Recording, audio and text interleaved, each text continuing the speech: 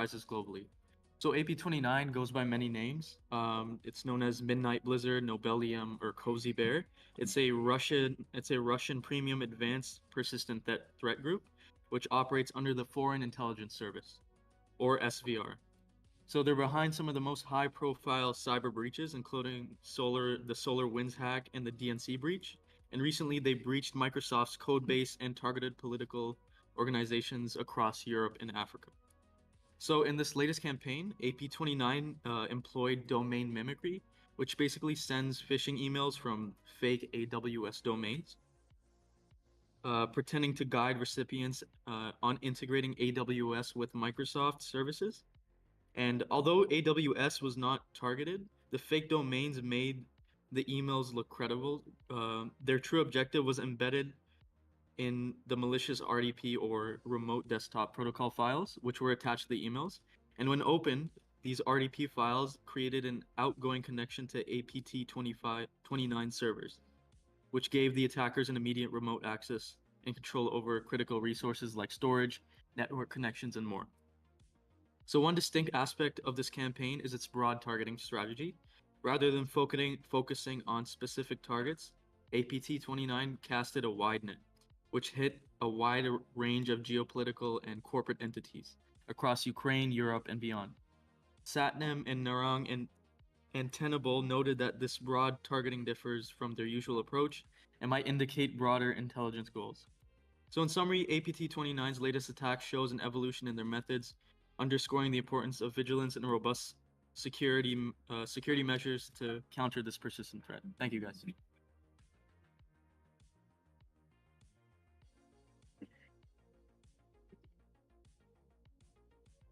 Hello, everybody.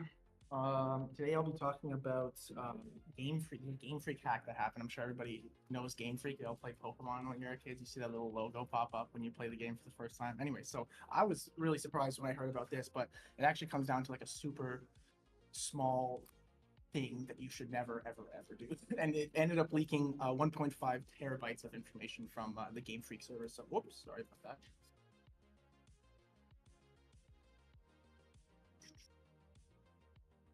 I can try and bring it back. Sorry about that, guys. There we go. Okay. Yeah, so yeah, I will use this script instead of this script.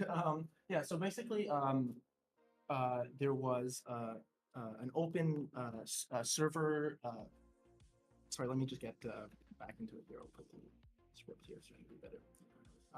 Yeah, so basically there was a server that was compromised. It was found and compromised because the server had a configuration on it that was, if you know what the command is, the chmod. It changes the file permissions for anything, and there was a file on there that was making the server had chmod 777, which is read, write, and access permissions.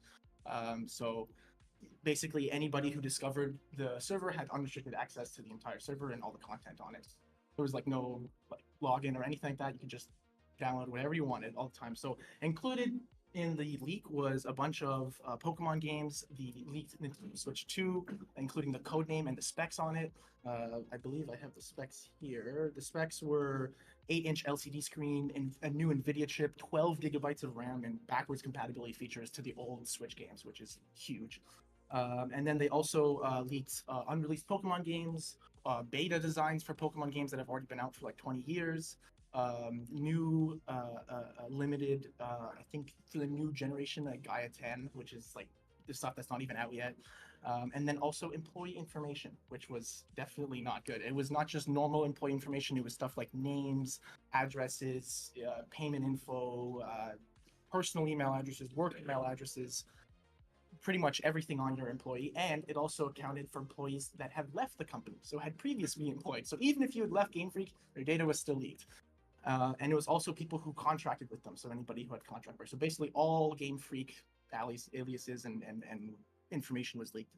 But the breach actually wasn't discovered until October of 2024. It was actually happened around August of 2024, and Game Freak only acknowledged it like 2 weeks ago.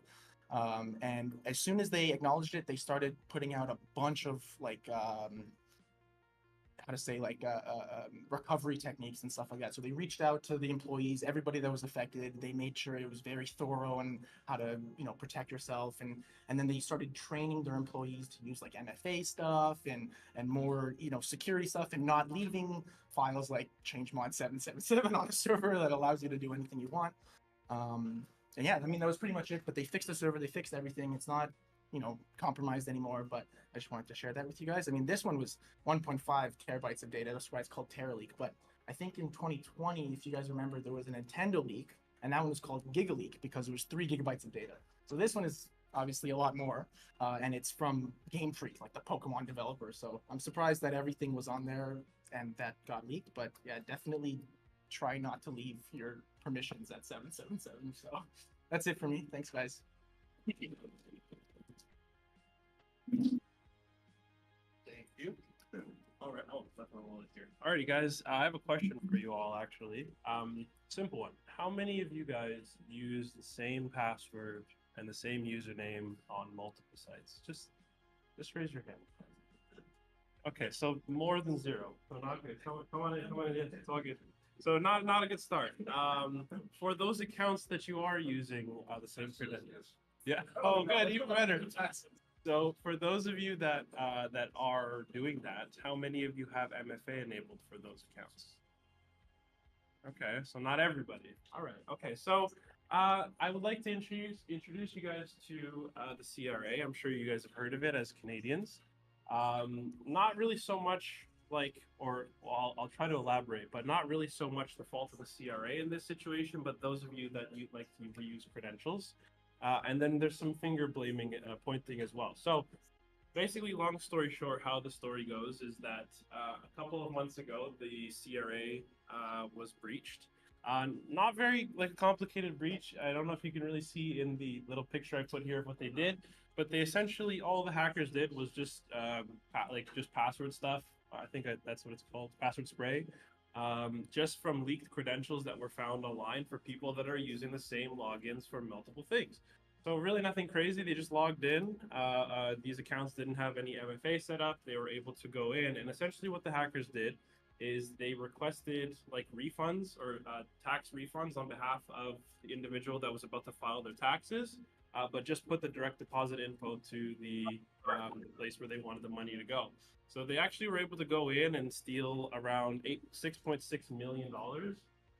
They were actually on track to steal $21.5 million, but the CRA was actually able to catch $14.9 million of this. So the funny thing is there's a couple of blames going on here. So apparently the stolen credentials were from H&R Block. Apparently H&R Block's data was breached. At least that's what the CRA is saying, but the H&R Block is saying that their systems were absolutely not breached.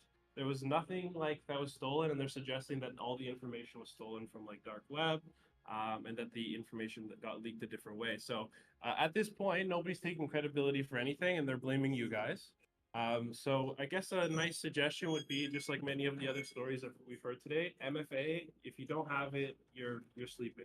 You need to have it enabled, especially for government accounts, important information, anything that you're using that you're logging into. Basically, you should have MFA. And the most important thing on top of that is to make sure that you're not reusing the same credentials across multiple sites. This would have been avoided if they just literally used a different password. That's it. So that's basically it. Just one other thing that I'd like to mention is that the CRA from 2020 to 2023 was hacked or breached. What's the number? 31,468 times. Officially, that was all their fault, just bad security, whatever you have it. But there was only 4 notices made to us about that information. So in a time where everybody is having failed trust in the government, as you can see, they're doing a great job at letting us trust them. So please look after your information. Check to see if you're part of any of these breaches. They do publicly disclose the information about who was breached, and if you should know, if you were affected, you would have got something in the mail. So if you didn't, then you're all good, but good to double check anyway. And that's it. Thank you, guys. All right, we will take a short break. Yeah. Jabril, if you want to post the CCR code, and if anybody else wants some chocolate, let me know. Like only detailed installation, so you only select Jasper. Only opinions. Why? So you only select Jasper. So you feed everybody else goes to. Oh, no, I'm allergic to all. Milk for milk. Yeah. Listen, I'm allergic to like everything on earth, but it's not that lit. No, I know. Yeah.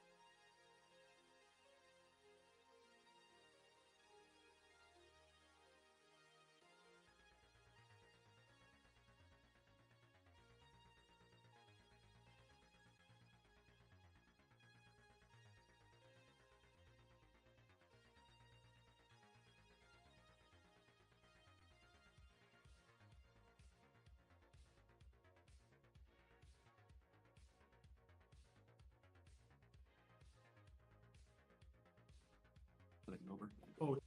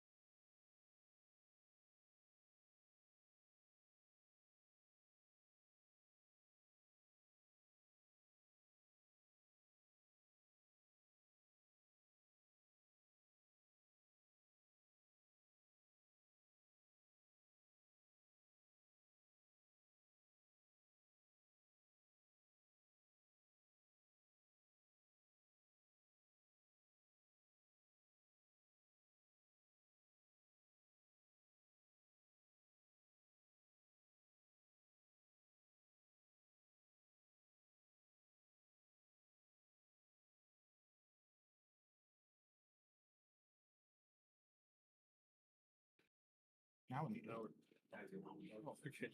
Taz, you're good to go if you can hear us. You can take it away. Yeah, Taz. Everything is good. Can I start? I can hear if you guys can.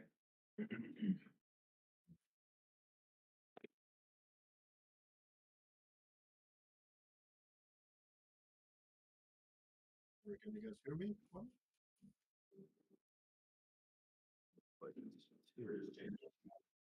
okay. I can hear you, yeah.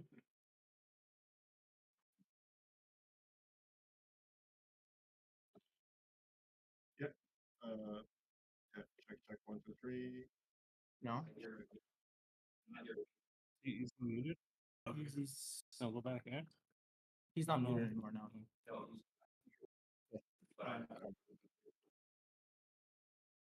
Yeah. Should just be to I the can hear you. I'm that we good. want. Yeah.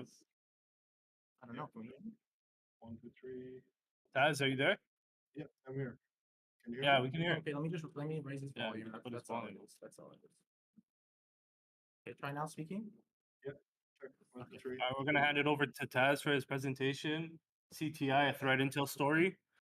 Taz has spent the last 7 years immersed in the world of threat hunting, detection engineering, and security research.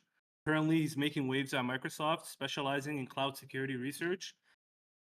Beyond his professional endeavors, Taz is a passionate contributor to the cybersecurity community, holding roles in the DFIR report and Curated Intelligence. Taz graduated from Sheridan Cybersecurity in 2018. All right, Taz, you can take it from here. All right. Thank you so much. Yeah, first thing first, welcome to this talk. I appreciate for you taking time in this evening just to see me pretty much talking about a topic that quite interesting to me, and I think it will be interesting for you after you see all the contents that we'll be talking here. So yeah, so this is a threat intel storytelling. So I'll take everyone through like the journey of threat intel that I just had. Some threat intel investigations. I try to collaborate like some basic, some critical components of threat intel. If you want to start your career in threat intel, so this is probably one of the compact way to do it. So first thing first, uh, just gonna uh, lay down like what we're gonna be talking tonight. So we'll talk a little bit like critical uh, stuff in threat intelligence or CTI cyber threat intelligence. So if you don't know about it, if you're first year, second year. So yeah, so we'll talk about what is CTI, what the role of CTI in the organization, security organization, what are the common workflows being used by CTI researchers, CTI analysts, we call it. what are some skills or tools that we can use. Uh, we will not go through every single one of them because it's literally impossible. Because when I'm talking right now, there's probably another tool being created, being pushed out to production right now. So it's impossible to kind of know. And lastly, which is the main meat of the talk, we'll pretty much go through the real world investigation that I did, and then yeah, I would like this to be like an open, like a like a communication. So if you have any question, feel free to drop it later, or you can put it straight away in the stream questions chat. Yeah, a little bit introduction. I'm task manager on Discord. Feel free to reach out to me on Discord if you have any question regarding this presentation. I graduated from Sheridan, I think it's like from 2018. So I am working with Microsoft. Oh, I'm not sure about the uh, positioning, but I work day to day as a Microsoft as a security researcher for cloud security. So in the product team, I'm a defender for cloud apps. I'm part of Curated Intel, which is a threat intelligence group um, that is, yeah, it's a closed door, but like they are sharing a lot of like important information inside. Also part of the DFIR report. I probably heard about it. They have it. They are pushing out a blog post, like review on, like threats, etc. So it's good for students if you want to learn about it. Check the DFIR report. And lastly, I'm part of CDEF.id, which is like Indonesian Cyber Defender community. I love gaming, cooking, and traveling. Uh, so this particular talk, the threat intelligence is actually really related to traveling because it's involved certain platform that I use for traveling. And you probably during my introduction, you don't see that threat intelligence mentioned in my uh, profile because it is not my main focus on my work, but it is as you are getting uh, higher, you get more experience on cybersecurity. It's one thing that you will just by nature learn. So so yeah. So yeah, let's talk about the role of CTI real quick.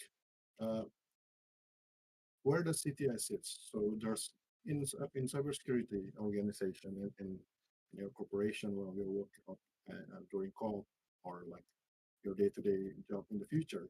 Uh, there's things like security operations center. There's like pen tester, red teams. Like where do we see CTI? So the one problem with CTI is CTI only exists usually on the mature organization. So if you're working at startups, smaller companies, you might not see CTI functions, but you might see some analysts taking that uh, position to kind of do a little bit of CTI works. So here, as you can see, uh, the the CTI it's actually related to all the functions. So if you see at the bottom part, there's like incident response, security operation, vulnerability management. So you can see the arrow, it's kind of like going both ways. So they're actually helping each other in a way. And then, yes, and then there's like different, like data that they're using, human sources, internal sources, technical sources. And of course, they even connected all the way to security leadership. Uh, like after all, it's the security leadership investment that led them to have a CTI program in the organization. So this is pretty much like where the where does CTI sits. It's not really blue team, it's not really red team, but they're kind of like hovering over there, just like helping everyone. So that's kind of like the idea of our CTI. This was taken from the Sentinel One blog post, and then so when you're investing in a CTI program, cyber threat intelligence, so what are you getting as a security, like executive? So what are you getting from the threat intel people? So there are four types of products that you will receive, not only the board and the C levels, but the other security organizations. So first thing first, they get tactical, which is TTP, threat actors, like how they do stuff, which tool they're using, which techniques. Uh, I will actually talk a little bit more on the TTP on the particular research I'm done. Like I have like a really nice table that shows that. And then who benefit for this? It's probably mostly the detection engineering team, the threat hunting team, uh, to say like SOC in general, and also so they benefit from there because they know, okay, if we are being targeted by this particular threat actor, this is how they do stuff. Okay, we can tackle them by looking for this, like things.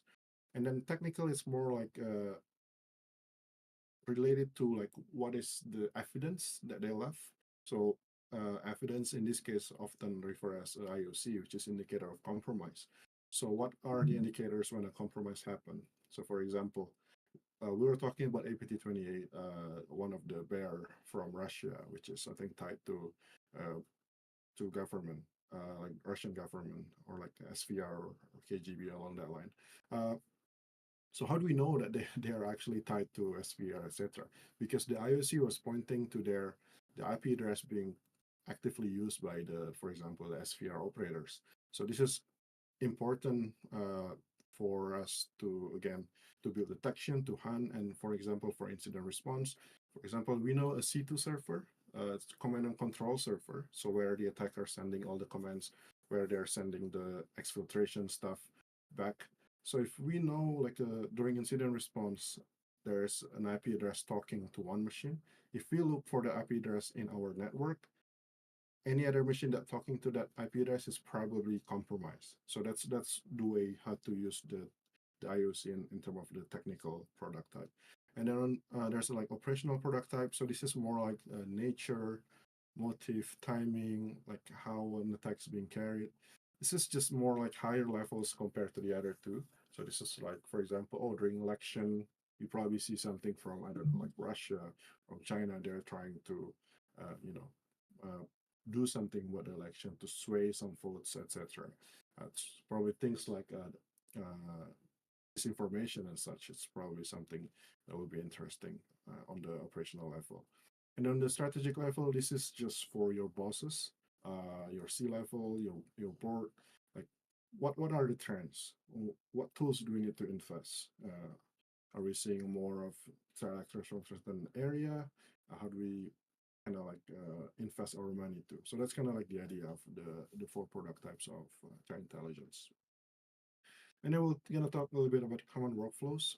So this is a CTI life cycle, CTI cycle. This is from CIS, like it's a security organization, a non-profit, but this is a commonly used CTI cycle, which is planning, collection, processing, analysis, and dissemination. So that's how you do in order to be able to produce a product. So you need to plan, you need to ask like what are the criteria, what do you want to know like from your whoever investing in you, and then you collect the data using different tools, for example, open source tools, OSINT tools, right?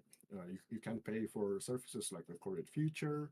There's like Pulse Dive, there's like Flare, they're based in Canada too. So there are a lot of tools that are already doing a little bit of threat intel works, and you can combine them together. It will make your job easier. You can do it on your own, and then you process the data. Okay, based on the information that we get, what can we tell them? For example, okay, if they want to know who are targeting us. So for example, we are a telecommunication company. So I look for recent, for example, report in the telecommunication breach, for example, related to like some 5G abuse, anything like that. So you process the data, make sure it is a good quality of data, and then you present it really well. And then analysis, you analyze the data, you connect the data if needed. If you need to do more investigation, you do more. And then lastly, dissemination, which is simply just like, hey, this is what we learned. This is what you can do, and yeah, please do whatever you want to do it. So it's a really simple cycle, and then at times you might actually go back to the previous step, and then you can like go around, go around, go around. It depends on like how good are you scoping your works. So that's kind of like another skill to learn for CTI. And then there are proactive CTI. So this is initiated based on certain organization requests. So this is more like in a safe situation to say. So we get the entity, which is the organization that requested. They will tell you what do they want to know, and then from there you collect the intel, and then you assess if the intel that you collect is relevant to your entity. or to say, is there any threats to the entity based on the intel that I collect? And then lastly, you do respond and action, which just include sharing the information to the people.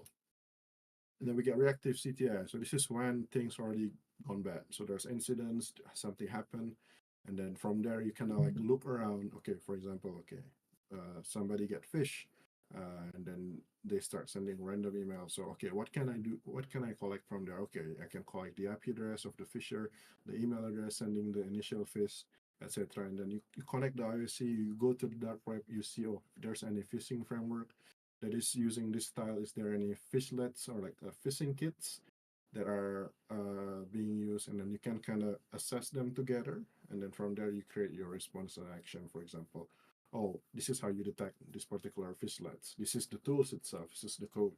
This is what you need to do to look for this particular phishing attacks. And yeah, skills and tools. Again, as I said, tools. There's so many of them. And if something new comes every day, like literally a lot of startup doing some security CTI tools. So it's always hard to keep up.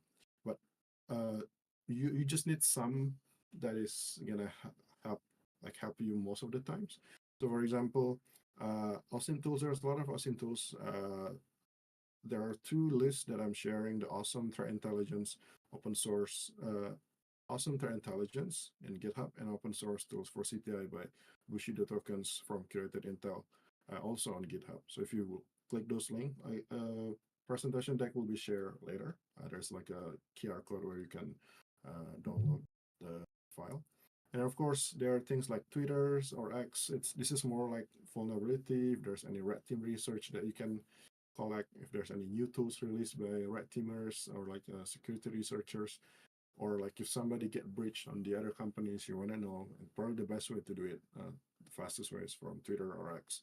And then Telegram, this is more like if you are really into like deep down kind of thing, to actually just go literally into the threat actor Telegram channel, and then from there you see what they're chatting.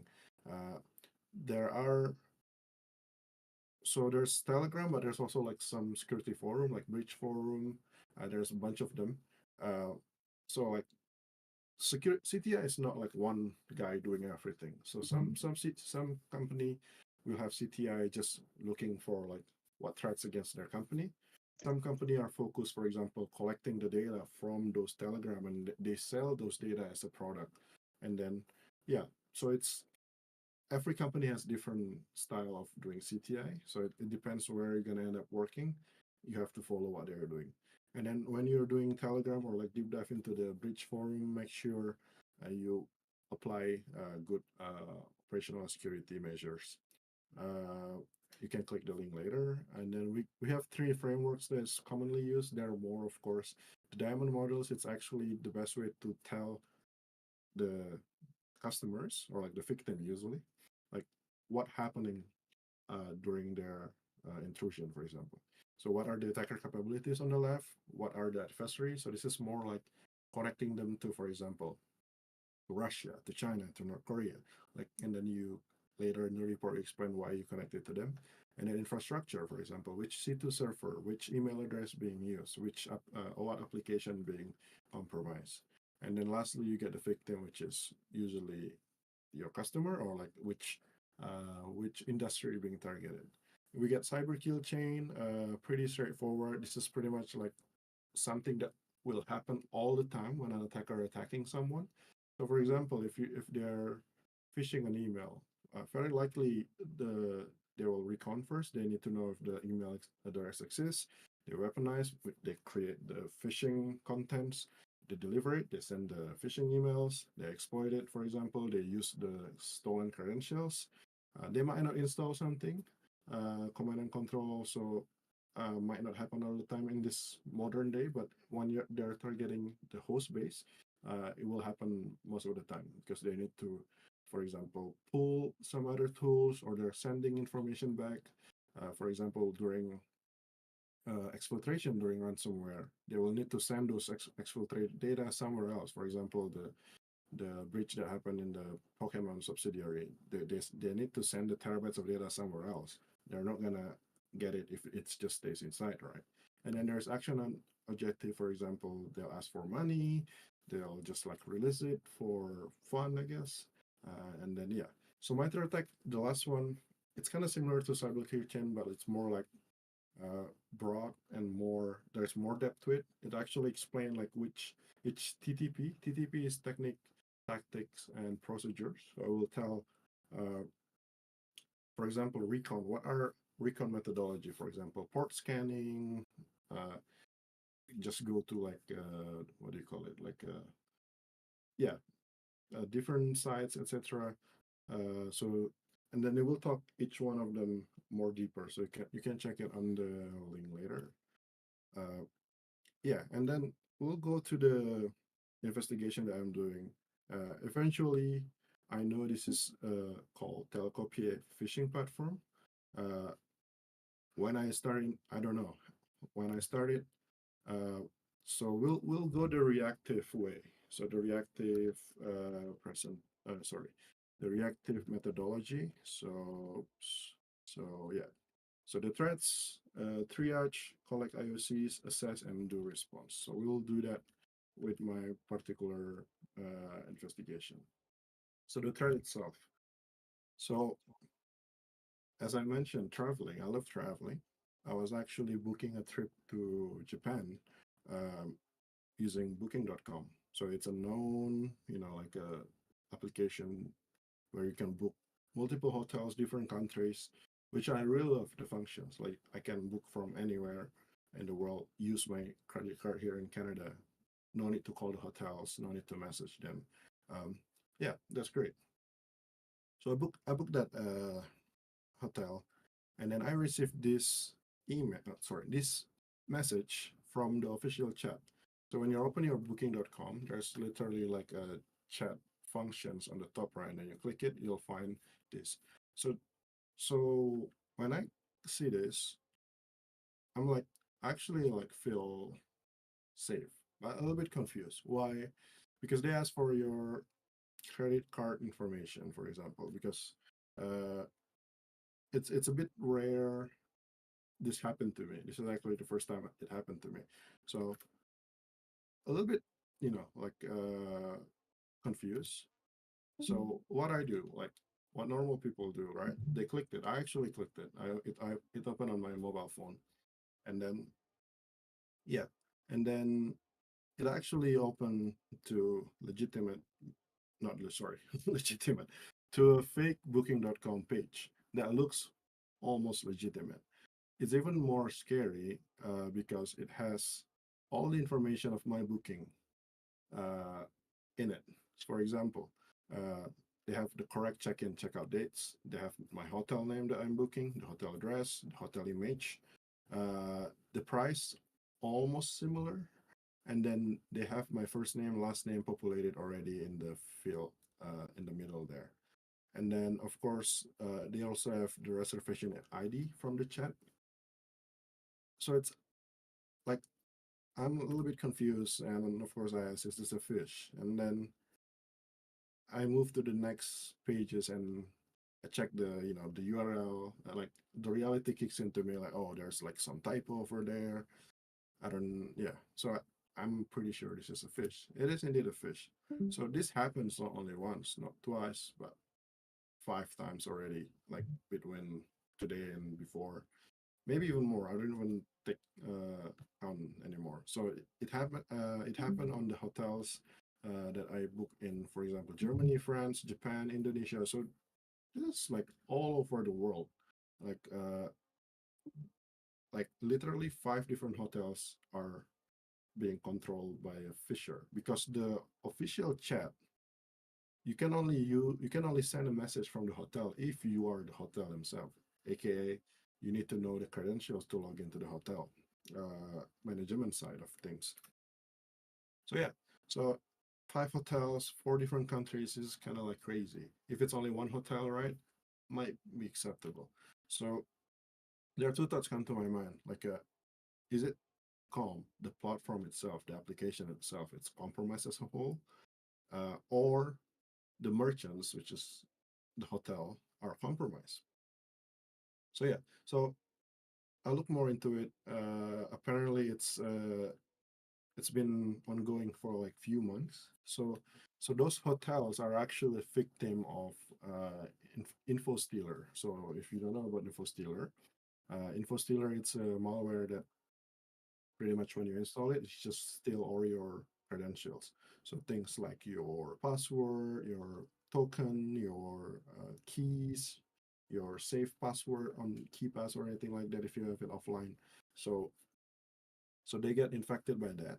Uh, so they actually book the hotel and then they send a phishing email to the hotel administrator, say like, hey, can you open this zip file? Uh, I lost my passport. This is the look of it, of my passport in the zip file. This is the password for the zip file. And then they open it, they run it, and it's actually info stealer malware. Yeah, so that happened. Uh, Unfortunately, against, I guess, hundreds of hotel, which is kind of crazy. Uh, Actually, it is not crazy because SecureWorks researchers they have confirmed it is FIDAR info stealer. It's really a popular info stealer like type, and then it is actually the credentials to Booking.com is actually on high demand. There are posts on the one of the breach forums that they are looking to buy up login information to the hotel administrator pages. So doesn't seems it's all one threat actor. So it seems like one is just like focused on stealing the credentials, and then the other one focused on exploiting uh, the the users, the hotel owner, the like the hotel people that stays in the hotel. So it's quite interesting approach of phishing.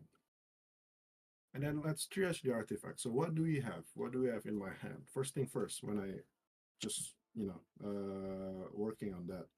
Okay, we do have the chat message, and we have a link to a page that is a phishing page, right? So a little bit of phishing. There are common phishing things that we saw. For example, the threatening words, the urgency, the authoritative manners of things. So like, oh, this is mandatory, or if not, you will get canceled. It will only remain active to 12 hours. So be hurry about it. And then yeah, to combat fraud. Okay, such an irony, right? Uh, and then phishing domain usually related to what they're trying to fish. So like this in this term, booking.com. So they try to their best in booking confirm your info.com. Uh, and there's of course typo, which is common in phishing. So what is not uncommon in these phishing messages? Uh, they know where the guests are staying. They know the time of their stays. They have my reservation ID, which is literally the same number as reservation ID. And then yeah, the message come from the chat message that can only be used by the hotel management itself. So it is a bit questionable and a little bit. I'm like in awe when I'm saying this, like what was going on. But we know like the admin is compromised, etc. So it's a whole other story. So the phishing page itself is actually in three stage. We can do a little bit of demo. I can actually open one later. Uh, yeah, so it actually collect your personal information, so things like phone number, your name, email address, etc. And then the second step, they'll collect your financial information. This is a credit card harvesting operation. So the end goal on or like the impact in matter attack is to actually financially uh, destroy the customer. Now, lastly, they have a verification step, which is quite interesting. So they have all information: hotel name, hotel address, hotel image, check-in date, check-out date, a price, and then first and last name. They have system to verify different information: phone numbers, credit card number, expiry date, and also like things like CVC for your credit card. And then if you fail, if you, for example, put a fake credit card number, it will tell you that the credit card doesn't work. Make sure you enter something through. And then if it's success, they will confirm, and then they will, you know, harvest the credit card. They use it somewhere else. They buy, I don't know, usually they use it on eBay or like Amazon, and then purchasing like some expensive item from there. So yeah, so the problem here, if you have more functions in the code, there are probably more code, and then for us to work on this, we need to analyze those codes to see like what's going on in the behind. Um, so why does the Booking.com fake site looks like Booking.com uh, site? Because it's literally using the same code. So what they do, they actually copy the same functions, the CSS, the JavaScript, and they reuse it for their app, and then they host it on themselves, and then they use it to fish people. So if you tell your user like, oh, you need to pay attention of different, like a phishing uh, characteristic, like there's not much different characteristic. It's literally the same thing. Like so that's one problem that we saw, which we discover here.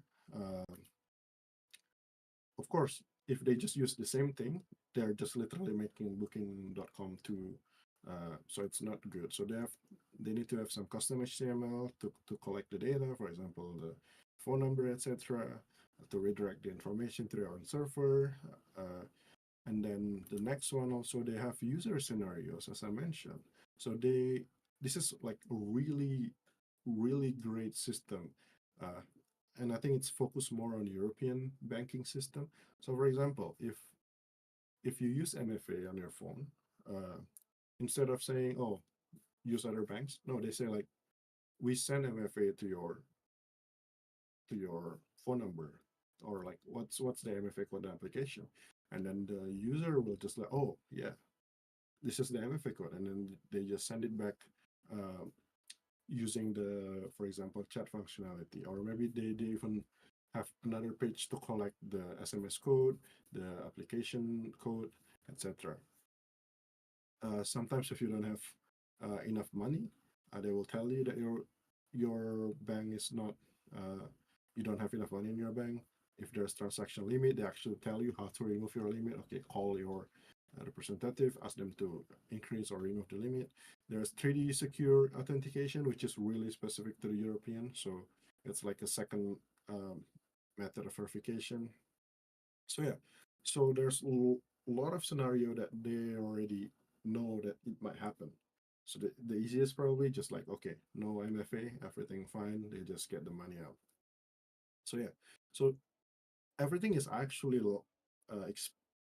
coded into the JavaScript code, which is the next one. But we'll go back to the previous one. For example, you can see on the top right, there's like a function, for example, TD star model. Okay, so error, oops, and then it looks like your card requires 3D secure authentication. So each one of them are actually being coded in there.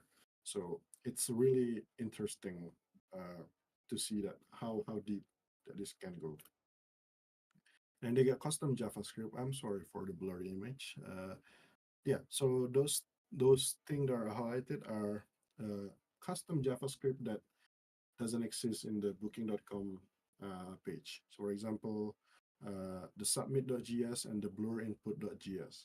And they are stored in the interesting path, which is a slash CSS slash booking one path. It doesn't exist in the booking.com. So why we want to pay attention to that?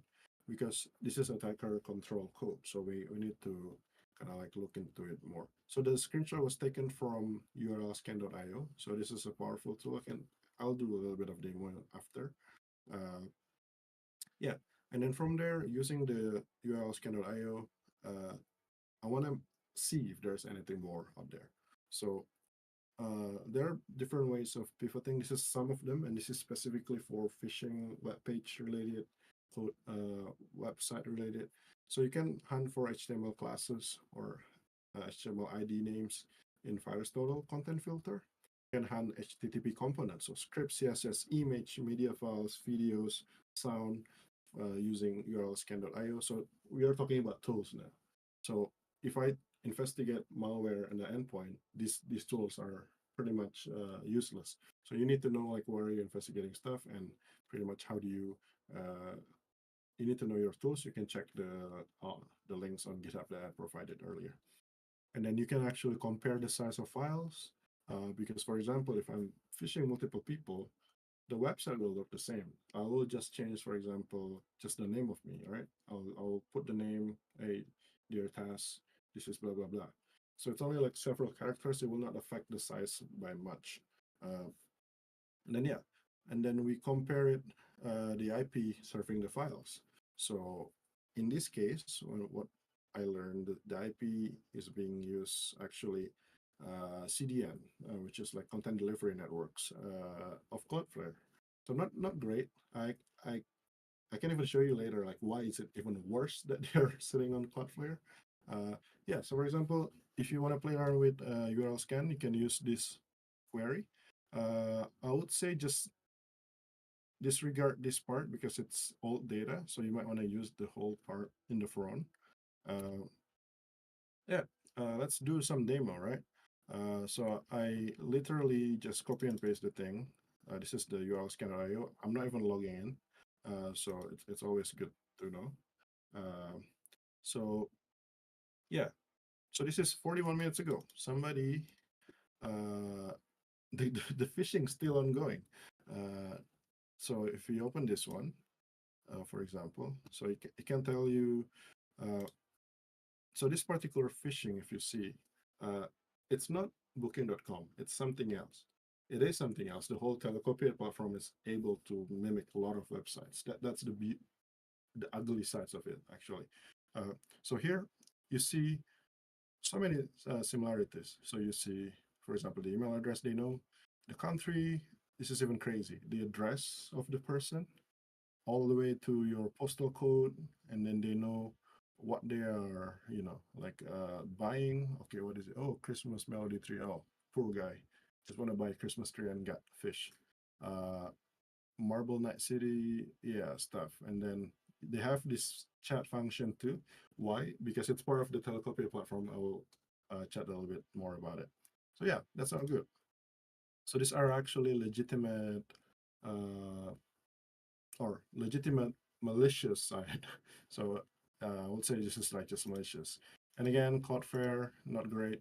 Um, yeah, but so the thing about urlscan.io, it's only exists when you submit it. So we don't know like how many people get phished every day that submit their credit card information. So we don't know about that, unfortunately. Okay, I think this one is gonna be booking.com. Just gonna go through one more examples. Yeah, I'm right.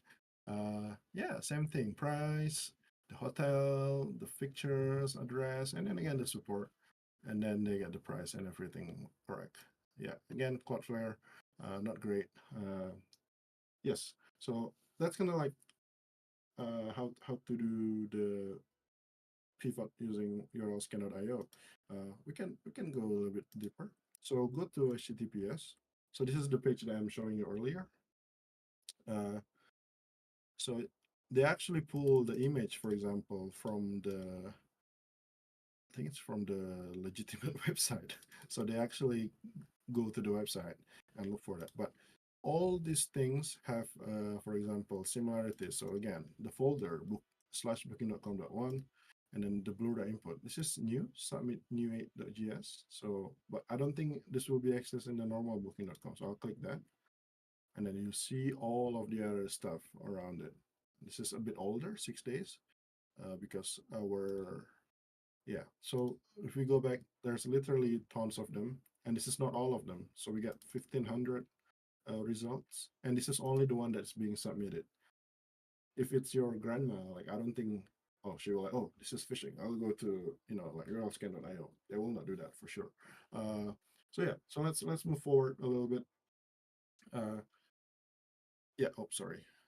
Okay. Yeah. So pivoting results, as you see, there's a lot more marketplace application being compromised. So the earliest one that I saw is actually October 2021, which is like I think 3 years before I get fish. Yeah, which is really interesting. This has been ongoing for literally years. Yeah, so they are targeting usually when there's interaction between seller and buyer. And then again, they use Cloudflare IP address or DDoSgar, which is based in Russia. And then let's move forward.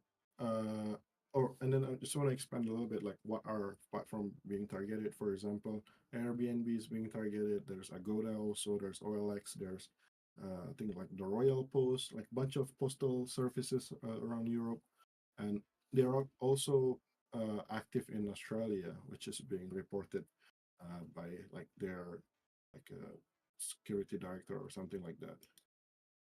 So yeah, collecting IOCs and TTPs. IOC is indicator of compromise. TTP is technique, tactic, and procedure. Uh, so I'm comparing the two, right? The travel, the booking.com, and then the e-commerce, the one that we just saw recently. Oh, wow, I can read this. So the one in yellow highlighted are share characteristic.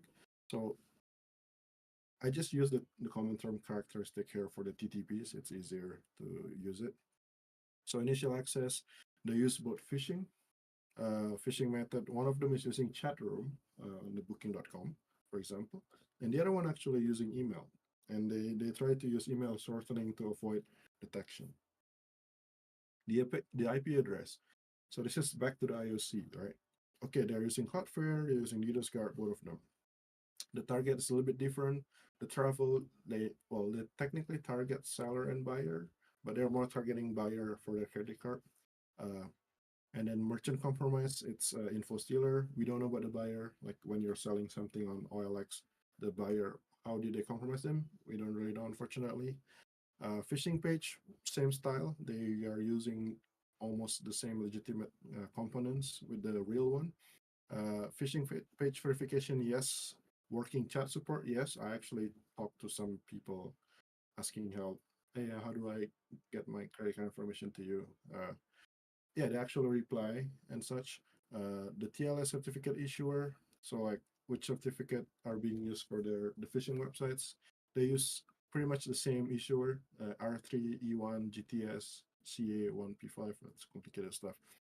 They have shared phishing components as I shown on the urlscan.io demo earlier, and then they have pretty much all the user information related to the transaction. Yeah, so that's some common TTP. So I'm just gonna list it here, right? It's easy for us to look into. Uh, so we talk about IOCs like security analysts love IOCs because they can easily handle it, but a little bit more complex here because our customer, quote unquote, it's a lot of them. For example, like each one of these are probably the customers, we can say. But this is I'm sampling the data from different set of time because why? Because there's thousands of them. I don't want to look into all of them. I didn't get paid enough to do that, unfortunately. Yeah, so I can see like the ISP is almost the same. The TLS certificate issue are almost the same, and the domains all different. Some of them .site, .bit, .ing, um, and then there's like they are similar to, for example, these companies.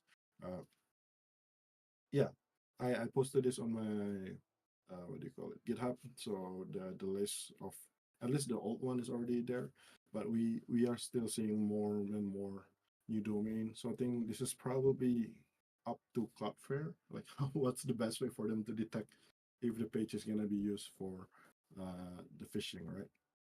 Because again, I'll show later that it is a problem.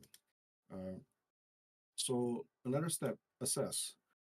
So I'm okay. Let's just skip that for a bit. I'm not really uh, satisfied with that investigation. I'm asking question like why all of this happened, pretty much, and then do more digging, look around the internet, look around different area, and then I actually find an interesting code base called I actually forget what it's called, but it's like a Telegram base, like a phishing platform to say. I check the technologies that are being used, like the functionalities of, for example, verification, different scenarios and such. I check they actually have like templates of fake websites. I matched that with the one that we saw earlier, and I'm seeing a lot of similarities. So I think we got actually the source code of the platform itself. So I just go and download the thing and then did a little bit more analysis. So for example, this is utilize a Telegram bot. So we'll talk about that a little bit more. Actually, the next two slides. So it has advanced functionality. So when you're running this platform, pretty much you set it up in the internet. So you are the admin of it. So you can actually manage Telegram channel. You can set advertisement. You can manage users. You can ban user that join your channel, and then you can see profit. Why see profit, right? This is an interesting. Why there's profit? Why there's like different level admin, user, and then there's the ability of the create the phishing pages. So as you can see in the screenshot in the middle, there's like fuse, fakes, and then there's BE, and then there's BG, I guess BG Bulgaria, and then there's like a econ, and there's index, OLX, and then DK all the way down. So if you click the HTML file, one of them will look like this on the right, the UK Royal Mail. So if you see here, you see there's a lot of like variables need to be adjusted. So this is actually just the UK website itself without all the information related to the phishing. So all the connection, for example, if all the what we get price here, we get the title, we get the username, probably something like that. Everything will be added to this page when you run this as a platform. And then lastly, you actually have the ability to contact the victim from email, support chat. We've seen support chats many times in the examples, and then text messages. For example, for MFA, you can actually send them a message, which is really complicated system to build just for phishing, I would say. So enter Telekopye. Telekopye is a platform that I learned uh, after I looked into the code. First thing first, know that this is Russian handle, but I don't take attribution by myself, so it's really hard doing attribution. So it's one of the CTI tasks. You don't just attribute to anything. You have to have like strong information. Uh, yeah, for example here, I translated the message to okay, to send SMS you must be a pro worker. So I guess in the Telegram channel there's like a pro, there's like a different level of subscription. So I guess you need to pay money to earn money. That's how it is, I guess. And then the interesting part is enter the mammoth's phone number. Okay, why is it a mammoth? What is a mammoth? So it's actually referred to the victim itself. So I look more into it. I talked to some researchers. This is actually being tracked by ISSET as a separate kind of like what do you call it, like a phishing campaign or phishing platform research. Uh, so this is pretty much like how they work. So you got the the Telekopye, which is the one in the middle. So that's the admin. So that's the owner of the platform itself. And then they get Neanderthals, which is the one that is phishing like all the mammoth, which is like the victims. So they call them mammoth victims. So the hierarchy will be like you get the leader, you get multiple people under them that phishing tons of other people, and then they have all the capability, email, SMS, direct message. So it's aligned really well. And then yeah, so they employ the Neanderthals to get to scam the mammoths. I shared my findings with the ISA researcher, of course. And then they are pretty happy with it. They shared some of the research too. So yeah, so the thing is, it's still happening like really badly. It's still happening until now. Uh, so for example, yeah, this is actually my own booking.com profile. This is my booking for my stay in Japan next month, where I actually presented this talk in a conference in Japan, thanks to the Fisher. So yeah, so let's see like what's going on here, right? October 10, which is like a few weeks ago. This is the legitimate message. The top one is the legitimate message for sure. And then at the bottom, suddenly the language changed. I assume this is German, and there is I don't even bother translating it. I know this is phishing. There's a similar website. Then there's a code. cool. And then, oh, dear customer, we're very sorry for sending above message again. Temporary error. It is not temporary error. I know what's going on. I know you are compromised. So this is October 14, 4 days after they send the message. October 18, oh, booking.com, estimado who spent. Nice, Spanish now. They haven't figured out I speak English. Crazy. And then again, new link. Okay, cool. We apologize. Please do not open link. Do not enter. I know that. Don't worry about it. And then back again to another Germany, another real user, October 21st. And they don't even bother to write a long message. They just like, hey, just send us your money. October 22nd, which is 7 days ago, and then October 23rd, another one. And then again, another story from the hotel itself. Yeah, so that's like what's the phishing look like. This is even crazier. I never get it this much. So what I'm gonna do, I'm gonna check this, and then I'm gonna use my sandbox. So I'll open the new sandbox of web browser. Just put the phishing link. Honestly, I'll just do it here, like not even using sandbox, but it's not a good practice. It's not a good upsec. Yeah. So yeah, so what happened here when I click the link, right? Oh wow, they don't show the booking.com page or anything. They actually being protected by like check for security by Cloudflare. Okay, confirm I'm a human.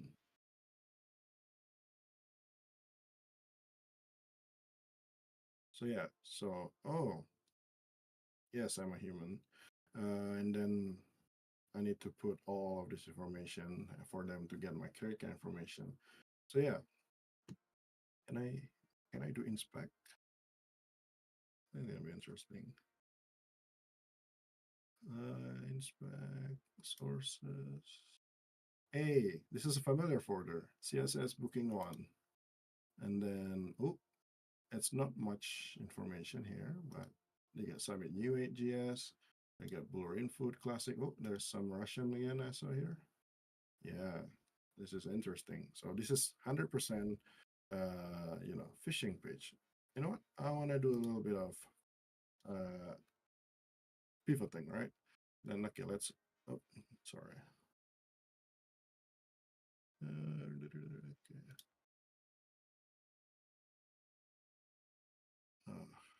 Okay, let's do this. All right, you know what? I opened it earlier, so there you go. So yeah, I look into this.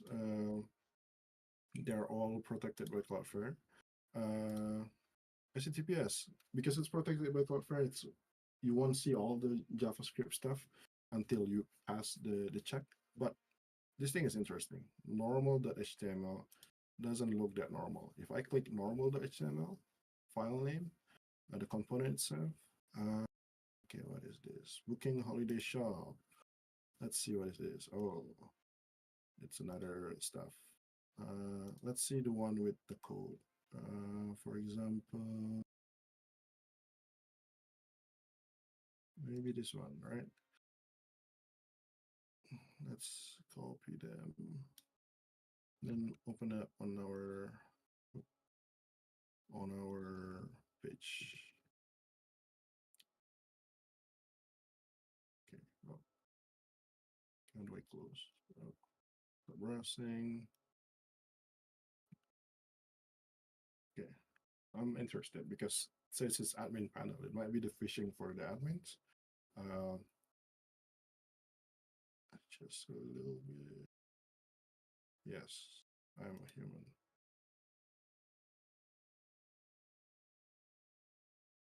I'll load a little bit.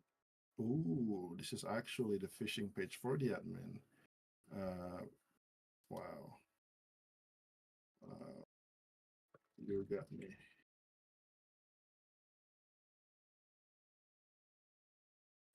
Just randomly typing stuff. Okay. Hopefully you log into my hotel. All right. All right, let's close that. It's a little bit stuff.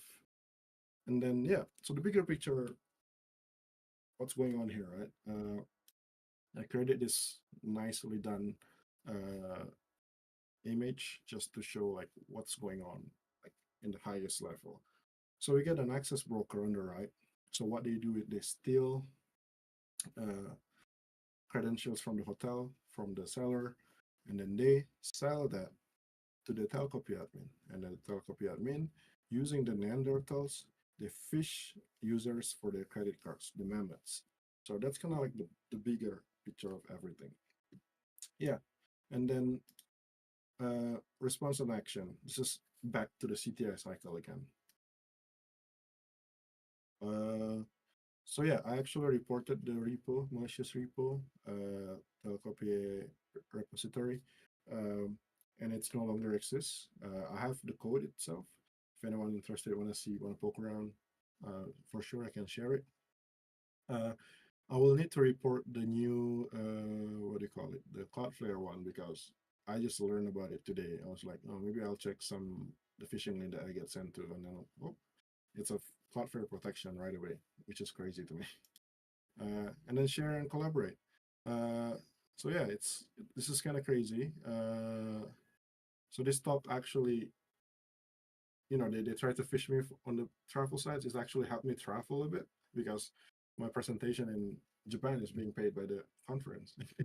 I just literally get free tickets, free hotel, thanks to them uh, creating a content for me. And then yeah, I presented this in NorthSec, I presented at B-Sites Toronto, and I reach out to folks at ESET. It's always good to build connection. So when you are in the CTI field, it's always good to build connection between different people. And yeah, that's pretty much it. A little bit things to consider before you leave the building, go to your bed or anything like that. CTI is an interesting role, but it is not an entry level. So you need to work your way up, or you smooch your way in, which is like you need to know people inside the company. Uh, if if you want to work with CTI tools, CTI methods, but you don't but there's no CTI jobs. There might be some way to do it. For example, working in the Security Operations Center, in the blue team. For me, like detection engineering stuff, I still do CTI. And then you need to connect to follow the right people. So you need to learn, so you can learn the right things. So Katie Nichols, it's really good person to follow, and Will Thomas, Bushido Token, also good person to follow to start. Start with Twitter. You can go to LinkedIn also. You can start CTI as an individual project, but when you're starting it, you need to practice first thing first, OPSEC, operational security. For example, the link that I open, you don't want to open it in your personal website. What if it's like a token stealing stuff, right? So you actually fall victim to it instead of investigating something. It's always better to hunt in pack. So my research is not mine only. So I work a little bit with, for example, ESET folks. I work with Will, Bushido Token a little bit. Yeah. And then there's some guide over there. And then, yeah, that's pretty much it. Uh, the link to the slide deck are here. You can scan it. So, yeah, thanks. And hopefully I'll see you in the field soon.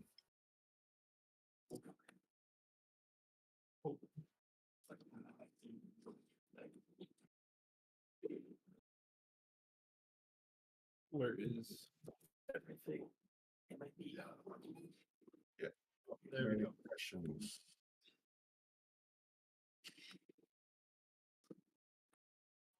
Oh, we're good. You unmuted me? Okay, cool. Awesome. Does anybody have any questions for Tas?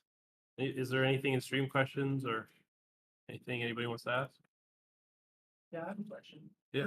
I was wondering what because this C2 server was on the Telegram group that you had sent. I was wondering if I was wondering what the funniest C2 server that you've found other than this one is, like, that you've seen in the wild. Did you hear that? Yeah. Yeah. I don't even know what's the funniest anymore. Like people do stupid stuff every day. Yeah. I think I think mostly like a lot of like chat system is being used these days. For example, Discord is being used. Even things like yeah. I don't see much because I don't really look into CTI quite a lot. I think probably like even like things like GitHub.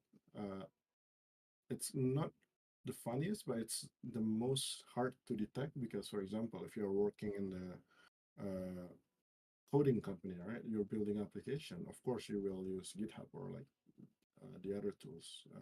So yeah, it's always tricky, and people will keep coming like, oh, new C2 platform. Like it is actually really easy to make, but like, yeah, kudos to you making that, but probably making the blue team life a little bit harder.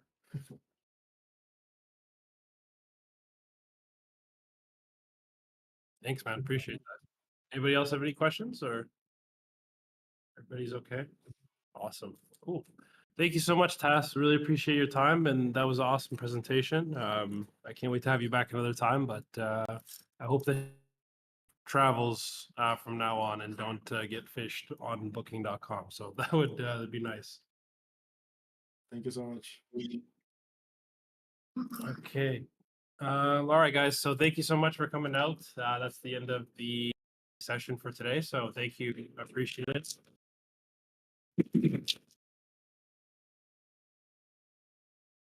No, I know a lot of us are busy. Some of us have exams. I will go to Monahan's over for a little bit. So if you guys want to come out just for a bit, feel free. If not, you can go home. No pressure. It's all good. But yeah, we'll post the announcement for 2 weeks from now and see you then.